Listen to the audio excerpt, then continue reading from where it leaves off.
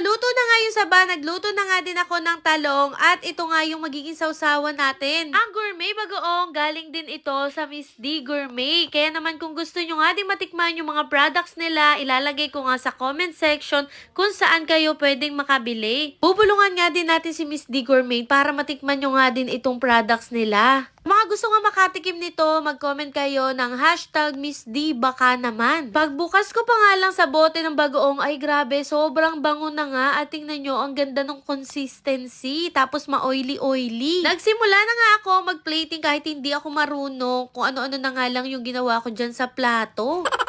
Hindi ko alam pero nagkalasag-lasag na nga yung ulo ng tinapa kaya hindi ko na nga inilagay. Wala nga din kaming fried rice ngayon kaya yung kanin natin ay bagong saing pa at tingnan nyo naman umuusok pa. Meron nga din pala akong suka galing kay Miss D Gourmet at ito nga yung sukang sakalam tapos spicy yung flavor.